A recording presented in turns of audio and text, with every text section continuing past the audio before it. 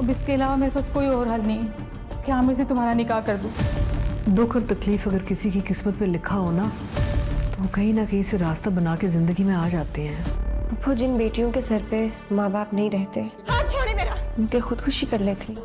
मोहब्बत है गया कुछ भी नहीं, अभी आवाज़ें। उरुसा की अम्मी के इंतकाल के बाद तो जैसे सारी दुनिया ही बदल गई। उरुसा अब बिल्कुल अकेली रह गई है।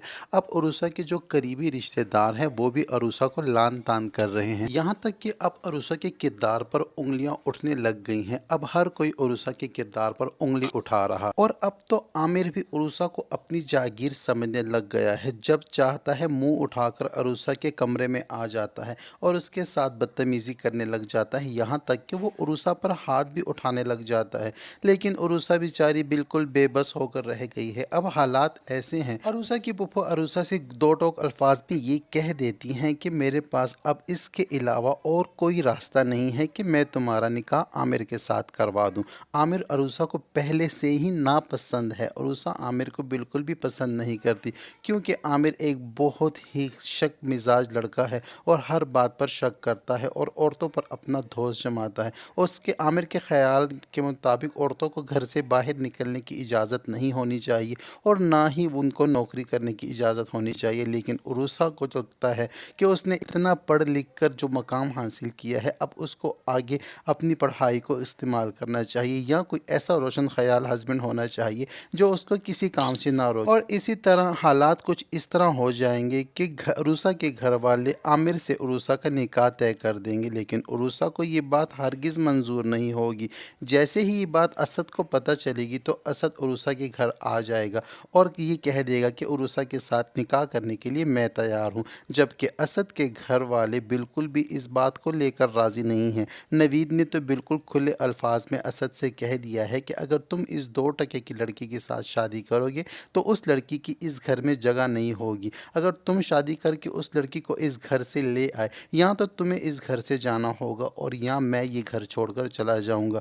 नवीद ने बिल्कुल खुले अल्फाज में अपनी माँ को कह दिया है। नवीद की माँ की टेंशन में और इजाफा हो चुका है, क्योंकि एक तरफ तो अपनी बेटी के घर को बचाने का सोच रही है और दूसरी तरफ उसका सबसे फरमाबरदार बेटा उसकी इजाज़त के बगैर उरुसा से शादी करके उरुसा को घर ले आएगा। तो अब अस्मा की मसाइल में इजाफ़ा होने वाला है। लेकिन अस्मा के मसाइल जैसे जैसे बढ़ते हैं, उधर दूसरी जानिब नौशीन को ज़्यादा खुशी होती है असद और उरुसा के निकाह की, क्योंकि नौशीन को लगता है कि उरुसा अगर ब्याह कर इस घर में आ जाएगी तो हमारा अपना एक और साथी बढ़ जाएगा और फिर मैं इन सब घर वालों को उरुसा के साथ मिलकर मज़ा चखाऊंगी। लेकिन ये नौशीन की बहुत बड़ी गलत फहमी होगी, क्योंकि नौशीन नहीं जानती कि उरुसा किस नेचर की लड़की है। वो नौशीन और उसकी बेटी जैसी जाहिल नहीं है। उरुसा एक पढ़ी लिखी और बहुत ही ज़्यादा समझदार और डिसेंट लड़की है। उसको रिश्तों को निभाना आता है। उसको ये मालूम है कि कौन सा रिश्ता कैसा है और इसको किस तरह रखना है। वो तो नौशीन के बातों में आने वाली नहीं है।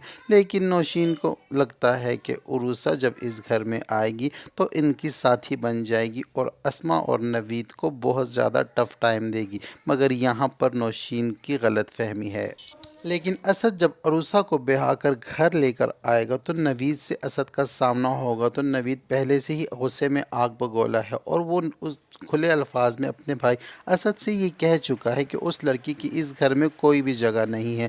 और इस सारी सिचुएशन को लेकर इन दोनों भाइयों में काफ़ी ज़्यादा अनबन हो जाएगी और काफ़ी ज़्यादा तल्ख कलामी हो जाएगी। लेकिन इस सारी सिचुएशन को लेकर अस्मा की परेशानी बहुत ज़्यादा बढ़ जाएगी और अस्मा की बेटी भी ये हरगिज़ नहीं चाहेगी कि एक मामूली सी लड़की उसकी भाभी बनकर घर आए, क्योंकि उसकी सास को तो हर बात पर एतराज़ होता है। उसकी सास को तो शुमाइला की जावेद साहब के साथ शादी छुपी रहने पर भी एतराज़ है, जबकि शुमाइला अस्मा के घर पे रह रही है, लेकिन एतराज़ इसकी सास को है। अब उसको ये बात खाई जाएगी कि जब उसकी सास को ये पता चलेगा कि उसके भाई ने छुप कर घर वालों से छुप कर शादी कर ली है और वो भी एक गरीब और मामूली लड़की से शादी कर ली है और उसे ब्याह कर अपने घर ले आया है, तो इस बात को لے کر بھی وہ کافی زیادہ بکھیڑا کرنے والی ہیں۔ ادھر عروسہ سے نکاح کرنے کے بعد اسد بھی اسی سوچوں میں گم ہے، کیونکہ اسد ایسا ہرگز نہیں چاہتا تھا کہ اپنے گھر والوں کی مرضی کے بنا عروسہ کے ساتھ نکاح کر کے اس کو گھر لے آئے، لیکن اس کی سچویشن ہی کچھ ایسی بن گئی تھی۔ عروسہ کے گھر کے حالات اتنی تیزی سے بدل گئے تھے کہ اسد کے پاس اور کوئی دوسرا راستہ تھا ہی نہیں کہ وہ عروسہ سے نکاح کر لے۔ نکاح تو اب ہو گیا ہے اور اسد بھی اسی پریشانی میں ہے کہ جب میں عروسہ کو گھر لے کر جاؤں گا تو گھر کے حالات کیسے ہوں گے، وہ اپنی امی کو کیسے فیس کرے گا، کیونکہ اسد تو اپنی امی کا بہت ہی وفادار اور بہت ہی پیارا بیٹا ہے، فرمانبردار ہے، اپنی امی کو ٹینشن نہیں دینا چاہتا، اور اگر امی کسی ٹینشن میں ہوتی بھی ہے تو یہ ان کو دلاسا دیتا ہے اور ان کی ٹینشن کو ختم کرنے کی کوشش کرتا ہے۔ مگر اب زندگی میں پہلی بار کچھ ایسا ہوا ہے کہ اسما کو اسد کی وجہ سے ہی ٹینشن کا سامنا کرنا پڑے گا۔ اسد اور عروسہ کی شادی کے بعد نہ صرف گھر کے حالات پر اثر پڑے گا بلکہ ان کے کاروبار پر بھی بہت زیادہ اثر پڑے گا، کیونکہ نوید نے پہلے سے ہی اسد سے کہہ چکا ہے کہ میں اس لڑکی کو اس گھر میں برداشت نہیں کرنے والا، لیکن جب اسد شادی کر کے عروسہ کو اپنے گھر لے آیا ہے تو ظاہر سی بات ہے ان کے گھر میں لڑائی ہوگی، یا اسد گھر چھوڑ کر جائے گا اور یا نوید گھر چھوڑ کر چلا جائے گا۔ اگر گھر سے دونوں بھائی الگ الگ ہو جائیں گے تو ان کو اپنا کاروبار بھی الگ کرنا پڑے گا۔ پہلے سے ہی ان کے کاروبار پہ ایک ناگن آ کر بیٹھ گئی ہے جو کہ جاوید صاحب کی منہ بولی بیٹی خود کو کہتی ہے، اور نوید کو اس کے ساتھ بھی بہت زیادہ ٹینشن ہے، اور ان دونوں بھائیوں کی آپس کی ان بن کا سب سے زیادہ بینیفٹ، سب سے زیادہ فائدہ نوشین اور اس کی بیٹی کو ہونے والا ہے، اور وہ دونوں ماں بیٹیاں ہیں ہی ایسی کہ ہر موقع سے فائدہ اٹھاتی ہیں۔ وہ انتہائی لالچی اور مکار عورتیں ہیں، اور انہی کی وجہ سے اسما کے گھر میں آج پھوٹ پڑ گئی ہے۔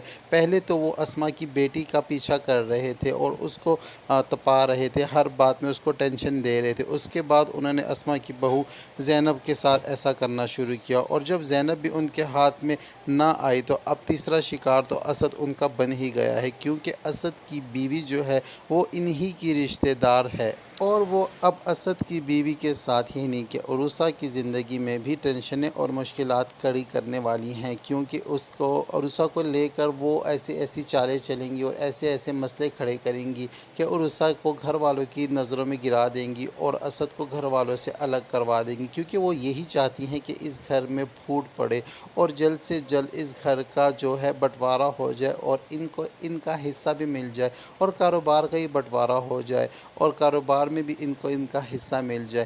وہ یہی چاہتی ہیں، وہ اسی نیت سے اس گھر میں آ کر بیٹھی ہوئی ہیں اور ان کی نیتیں اور ان کے ارادے پورے ہوتے ہوئے نظر آ رہے ہیں۔ اور ادھر دوسری جانب عروسہ بھی دل میں شرمندہ ہو رہی ہے، کیونکہ اسے لگتا ہے کہ مجھے نہ چاہتے ہوئے بھی اسد کے گلے میں ڈال دیا گیا ہے، اسد پہ اس کی ذمہ داری آ گئی ہے۔